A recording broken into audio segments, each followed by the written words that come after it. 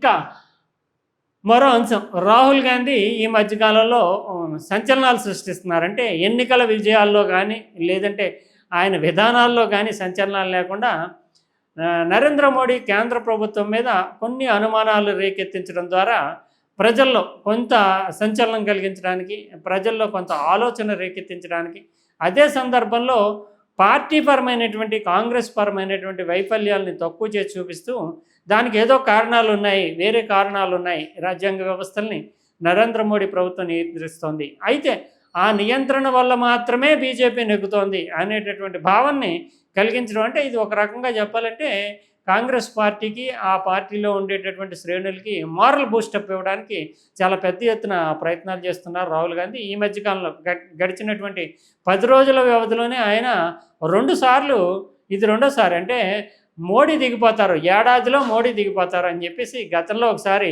వ్యాఖ్యలు చేశారు. మోడీ దిగిపోవడానికి రకరకాల కారణాలు అప్పుడు చెప్తే, ఇప్పుడు మాత్రం చాలా, అంటే ఇది నిజానికి చట్టపరమైనటువంటి కేసులు నమోదు చేసే స్థాయిలో చాలా సీరియస్ వ్యాఖ్యలు ఆయన చేశారు. పార్టీ సమావేశంలోనే, అంటే ఆదివాసీల ఇందిరాభవన్ ఢిల్లీలో ఆదివాసీలతోటి సమావేశమైన సందర్భంగా చేస్తూ ఆయన ఏడాదిలో మోడీ దిగిపోతారు, వ్యవస్థలన్నీ కూడా ఆయన నియంత్రణలో ఉన్నాయి ఇప్పుడు దాకా, ఆ నియంత్రణలో ఉన్న వ్యవస్థలన్నీ కూడా తిరుగుబాటు చేస్తాయి, తిరుగుబాటు చేసినప్పుడు ఆయన ఫెయిల్యూర్ అవుతారు, దిగిపోక తప్పదు, తర్వాత ఎమర్జెన్సీ విధించే అవకాశాలు కూడా ఉంటాయి. ఎమర్జెన్సీ అంటే ఇందిరాగాంధీ 75 తర్వాత ఎవరికి, ఈ తరానికి ఎవరికి, ఈ 2 తరాలకి ఎవరికి తెలిసే అవకాశం లేదు, ఎమర్జెన్సీ విధిస్తారు అని చెప్తూ ఏ వ్యవస్థలు అంటే చీఫ్ ఎలక్షన్ కమిషనరు కావచ్చు, లేదంటే న్యాయ వ్యవస్థకు చెందినటువంటి కీలకమైనటువంటి వ్యక్తులు కావచ్చు, వీళ్ళంతా ఇంటెలిజెన్స్ చీఫ్ కావచ్చు, వీళ్ళంతా నాతో టచ్లో ఉన్నారు, వాళ్ళు నాకు సమాచారం ఇస్తున్నారు. అంటే నిజానికి ప్రభుత్వంలోనే ఒక అనుమానాలు,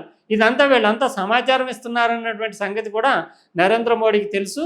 నేను నరేంద్ర మోడీ కలిసినప్పుడు నా దగ్గర ఏమేమి సమాచారం ఉంది, ఎలాంటి సమాచారం ఉంది అనేది నరేంద్ర మోడీకి తెలుసు.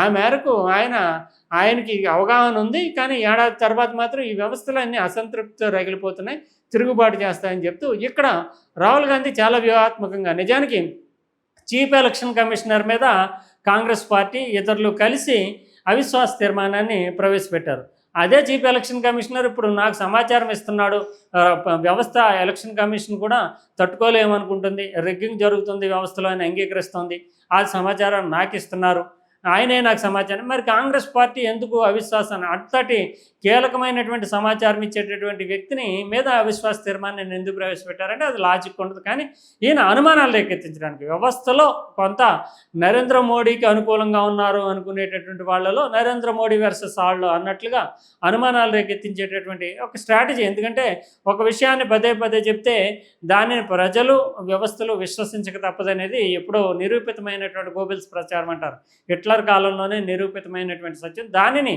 చాలా టాక్టికల్గా వాడుకుంటూ ఇప్పుడు రాహుల్ గాంధీ పదే పదే నరేంద్ర మోడీ ఏడాదిలో దిగిపోతారు, నరేంద్ర మోడీ ఎందుకు దిగిపోతారు, ఎలా దిగిపోతారు అనే దానికంటే నిన్న మొన్నటి వరకు నరేంద్ర మోడీ దిగిపోతారు, బలం లేదు అని చెప్తూ వస్తే ఇప్పుడు వ్యవస్థలు తిరుగుబాటు చేస్తాయి అంటూ అక్కడ మాత్రం ఒక చాలా తెలివితేటలుగా ఒక వ్యూహాత్మకంగానే న్యాయ వ్యవస్థలో జడ్జిలు కానీ ఇతరులు కానీ తనకు ఇన్ఫర్మేషన్ ఇస్తున్నారు అని చెప్పకుండా న్యాయ వ్యవస్థలో కీలక వ్యక్తులు అని మాత్రమే చెప్పారు. ఎందుకంటే అది ఒకవేళ జస్టిస్లు కానీ హైకోర్టు లేదంటే సుప్రీంకోర్టు చీఫ్ జస్టిస్ ఇలాంటి వాళ్ళు సమాచారం ఇస్తున్నారని చెప్తే ఆయన స్క్రూటినీ చేసి లీగల్గా నిలబెట్టేటటువంటి అవకాశం ఉంటుంది. అది చాలా ఇబ్బందికరము, న్యాయ పరీక్షను ఎదుర్కోవాల్సి ఉంటుంది. అందువల్ల అది చెప్పకుండా న్యాయ వ్యవస్థలో కీలక వ్యక్తులు అంటూ దాటవేసి, అయితే ఇంకా చీఫ్ ఎలక్షన్ కమిషనరు, సిఐడి అంటే ఇంటెలిజెన్స్ చీఫ్, వీళ్ళు ఏమీ చేయరు, వాళ్ళ కోర్టులో మళ్ళీ కేసు వేసి మేము ఇచ్చామా లేదా తెలుసుకునేటటువంటి అవకాశం ఉండదు. కాబట్టి వాళ్ళ మీద ఎప్పుడూ అభియోగాలు చేస్తూ ఉంటారు. కానీ న్యాయ వ్యవస్థ విషయానికి వచ్చేటప్పటికి కోర్టులో దోషిగా నిలబడాల్సి వస్తుందేమో అనే దాంతో చాలా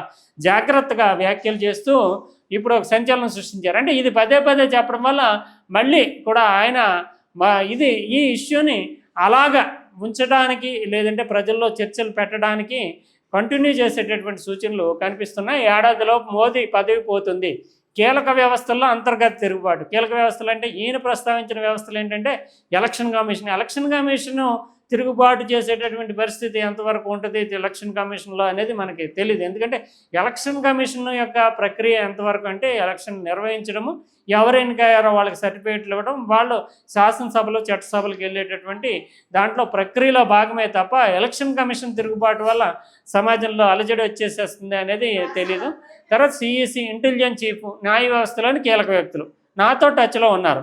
మోదీ షాలు ఎమర్జెన్సీ విధించవచ్చు అంట, అంటే వీళ్ళంతా తిరుగుబాటు చేసినప్పుడు ఎమర్జెన్సీ విధించవచ్చు అంటూ సంచలనమైనటువంటి వ్యాఖ్యలు చేశారు. అయితే దీంట్లో ఆయన గతంలో చేసినటువంటి వ్యాఖ్యల్లో ఆధారాలు ఏం చెప్పలేదు. ఎవరు చెప్పారు ఏడాదిలో మోడీ పడిపోతారని? అంటే అప్పుడు సాధారణంగా ఈయనకి మెజారిటీ తక్కువగా ఉంది కాబట్టి కూటమిలోనే లోకలకులు వచ్చి ఎవరన్నా ఉపసంహరించుకుని, లేదంటే బీజేపీ ఎంపీల్లోనే తిరుగుబాటు వచ్చి అలా పడిపోతారేమో అనుకున్నారు. కానీ ఇప్పుడు చెప్తున్నది మాత్రం కూటమిలో లోకలకులు, లేదంటే బీజేపీ ఎంపీల్లోనే నరేంద్ర మోడీ పట్ల అసంతృప్తి వచ్చి పడిపోవడం, ఇలాంటివి కాకుండా ఇప్పుడు చెప్తున్నది మాత్రం వ్యవస్థలు, అంటే రాజ్యాంగబద్ధంగా ఉండేటటువంటి చట్టబద్ధంగా ఉండేటటువంటి వ్యవస్థల్లో తిరుగుబాటు వస్తే నరేంద్ర మోడీ ప్రభుత్వం పడిపోద్ది.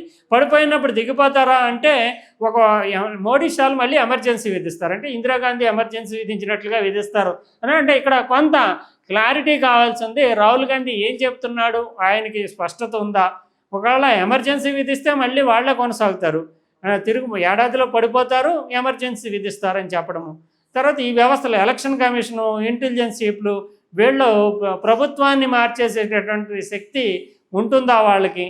తిరుగుబాటు అంటే ఏ స్థాయిలో ఉంటుంది? నిజానికి మన ప్రజాస్వామ్యంలో మనం 80 ఏళ్ళ నుంచి చూస్తున్న దాంట్లో ఎంపీలు తిరుగుబాటు, ఎంపీల్లో అసంతృప్తి, ఎంపీలు పార్టీలు ఫిరాయించడం, దీని ద్వారా మాత్రమే ప్రభుత్వాలు మారుతున్నాయి తప్పే వ్యవస్థల తిరుగుబాటు ద్వారా ప్రభుత్వాలు మారడం కానీ, ప్రభుత్వాలు పడిపోవడం కానీ ఇప్పటివరకు ఎప్పుడూ జరగలేదు. ఇది ఒక కొత్త విషయాన్ని, కొత్త విధానాన్ని, అంటే ఇతర దేశాల్లో చూసి దానిని భారతదేశానికి కూడా వర్తింపజేస్తూ రాహుల్ గాంధీ వ్యాఖ్యలు చేస్తున్నాడు. ప్రధాన ప్రతిపక్షమైనటువంటి నాయకుడు ఈ రకమైనటువంటి వ్యాఖ్యలు చేయవచ్చా? ఎంత మేరకు వ్యవస్థల యొక్క సమగ్రతని, వ్యవస్థలని సందేహాస్పదం చేయవచ్చు అనేది మనం వేచి చూడాలి. ఏదేమైనా తన ధోరణి మాత్రం తాను కొనసాగిస్తున్నాడు. దీనికి ప్రధాన కారణము ప్రచారానికి వినియోగించుకోవడము, కాంగ్రెస్ పార్టీ మళ్ళీ పుంజుకుంటుందని చెప్పడము, ప్రజల్లో ఈ విషయాన్ని చర్చలకు లేవనెత్తడము, తర్వాత నరేంద్ర మోడీని బలంగా సపోర్ట్ చేసే వాళ్ళలో అనుమానాలు రేకెత్తించడము, ఇలా అనేక కోణాల్లో ఇది పొలిటికల్ టాక్టిక్స్, అంటే రాజకీయ వ్యూహము, రాజకీయ ఎత్తుగడలో భాగంగానే చూడాల్సి ఉంటుంది.